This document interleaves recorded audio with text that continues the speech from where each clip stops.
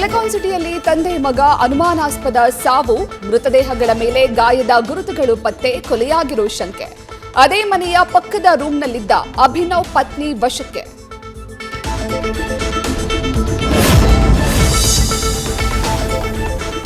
ಬೆಂಗಳೂರಿನಲ್ಲಿ ದಾಖಲೆ ಮಟ್ಟದ ಜಿಲೆಟಿನ್ ಪತ್ತೆ, ಬರೋಬ್ಬರಿ 800 ಕೆಜಿಗೂ ಅಧಿಕ ಜಿಲೆಟಿನ್ ಸೀಸ್. ಬೆಳ್ಳಂದೂರಿನ ಭೋಗನಹಳ್ಳಿಯಲ್ಲಿ ಕಟ್ಟಡ ಕಾಮಗಾರಿ ವೇಳೆ ಪತ್ತೆ, ಸ್ಥಳೀಯರಲ್ಲಿ ಆತಂಕ.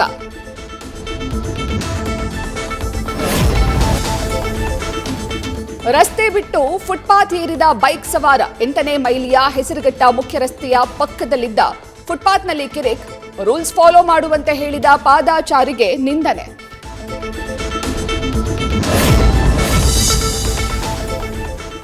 ರಾಜ್ಯದಲ್ಲಿ ಎಸ್ಐಆರ್ ಪ್ರಕ್ರಿಯೆಗೆ ಇವತ್ತು ಲಾಸ್ಟ್ ಡೇ. 100% ಡಿಜಿಟಲೀಕರಣವೂ ಸಂಪೂರ್ಣ.